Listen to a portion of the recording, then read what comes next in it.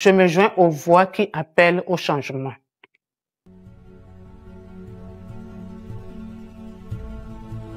Togolaises, Togolais, chères concitoyennes, chers concitoyens, je suis Essozemna Marguerite Niakade, ancienne ministre des Armées du Togo. Je viens vers vous aujourd'hui avec respect pour la première fois en vidéo en tant que citoyenne togolaise. Je viens vous parler avec franchise et responsabilité, mais également avec un profond amour pour notre pays, le Togo. Je suis consciente que ma prise de position peut surprendre et déranger. Depuis la diffusion de mes tribunes, certains disent que je m'exprime par amertume ou par frustration. D'autres doutent de mes actions et pensent que je ne peux pas vouloir d'une sincère unité ou du changement. Je sais ce que cela peut représenter dans l'imaginaire collectif.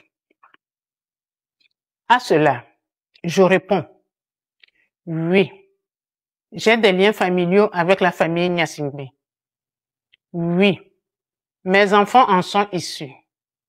Cela est un fait.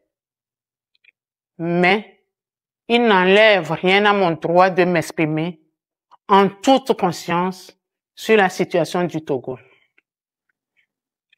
Avant d'être lié à une famille ou à une communauté, je suis avant tout une citoyenne togolaise, lucide, qui n'accepte pas de garder le silence face à ce que subit mon pays, notre pays. Dites-moi, pourquoi devrais-je me taire au motif de mes origines ethniques, de mes liens familiaux ou parce que j'ai été ministre et sous prétexte d'avoir bénéficié du système? Non. Garder le silence face aux dérives que j'ai constatées quand j'étais dans le gouvernement serait trahir les valeurs qui me sont chères et qui constituent mes repères de vie. Ce serait renier ma conscience. Ce serait trahir le peuple togolais. C'est donc en toute légitimité que je revendique aujourd'hui mon droit de parole et que naturellement, je me joins aux voix qui appellent au changement. Vous savez, seuls les esprits fermés refusent d'évoluer. Chères concitoyennes et chers concitoyens, le silence dans ce contexte est une faute morale. L'inaction est une complicité et il est important de ne pas laisser la peur dicter nos actions et nos choix, car c'est en surmontant nos peurs que nous pouvons réellement avancer et agir de manière plus éclairée et courageuse. Dès les premières heures de son indépendance, le Togo n'a jamais connu la paix. Pas la vraie, pas celle qui libère et qui rassemble. Le Togo est resté enfermé dans un cycle ininterrompu d'abus, de violence et de répression contre sa propre population. Des parents ont été tués pour leurs opinions, d'autres contraints à l'exil, laissant derrière eux des générations meurtries, des familles brisées et des enfants grandir dans la douleur. Des Togolais, qu'ils soient du nord, du sud, de l'est ou de l'ouest, ont été contraints de fuir leur propre pays, non pas pour une meilleure vie, mais pour survivre. Toutefois, il n'y a pas que ceux qui sont partis. Il y a aussi ceux qui sont restés. Ceux qui vivent au Togo et qui ont appris à se taire par peur et par instinct de survie. Des citoyens emprisonnés, privés de leurs droits les plus élémentaires et de leur dignité. Nous pensons à tous les Togolais, d'ici et d'ailleurs, qui portent en eux des blessures profondes, des douleurs anciennes et des colères légitimes.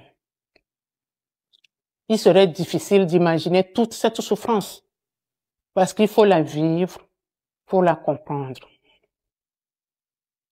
Il est temps d'arrêter toutes ces souffrances, d'assumer les erreurs du passé et de faire du Togo un pays de repentance, un pays de justice, un pays de mémoire. Ce sera le prix de la guérison et le seul chemin vers un pays de pardon et vers une paix réelle. Nous devons aussi avoir en mémoire que le problème togolais n'est pas une région.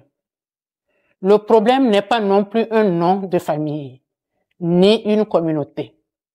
Le vrai problème, c'est un système qui a trahi les espoirs du peuple. Et ce système doit être combattu et changé. Chères concitoyennes, chers concitoyens, notre pays ne se construira pas dans la division, mais dans l'unité afin de faire du Togo une nation. Nous avons tous un rôle à jouer afin que nos concitoyens de l'extérieur puissent rentrer chez eux et que tous les Togolais vivent en paix, parlent sans peur et marchent sans crainte. C'est ensemble que nous reconstruirons notre pays dans la fraternité et la détermination. Le temps du silence est terminé. Le moment est venu de dire les choses avec clarté. Nous avons besoin d'un Togo nouveau, d'un pays libre, juste, réconcilié et tourné vers l'avenir. Le Togo est en effet un pays riche, doté de ressources humaines et naturelles considérables. Il devrait être un modèle de développement.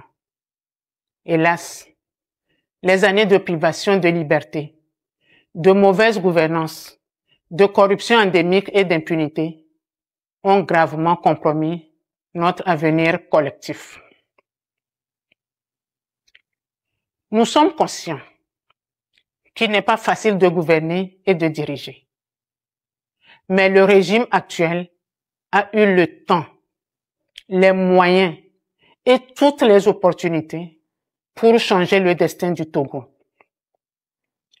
Malheureusement, il a échoué et il n'y a plus d'excuses. Laisser Faure Gnassingbé au pouvoir encore ne changera rien. Il doit, d'une manière responsable, démissionner pour laisser la place à une transition apaisée, inclusive et nationale en vue de la reconstruction de notre pays. Le peuple togolais doit prendre ses responsabilités pour intensifier son engagement citoyen dans la paix et la légalité pour que le changement tant attendu devienne réalité. Le Togo doit renaître. C'est une réalité historique. Aucun peuple ne peut accepter indéfiniment cette oppression, cette misère, ce mépris et cette injustice. Je saisis l'occasion pour lancer un appel une fois de plus aux forces armées et aux forces de défense et de sécurité à se ranger aux côtés du peuple pour la libération et la reconstruction de notre pays, le Togo. Trop de sang a coulé sur la terre de nos aïeux. Il est temps de le laver.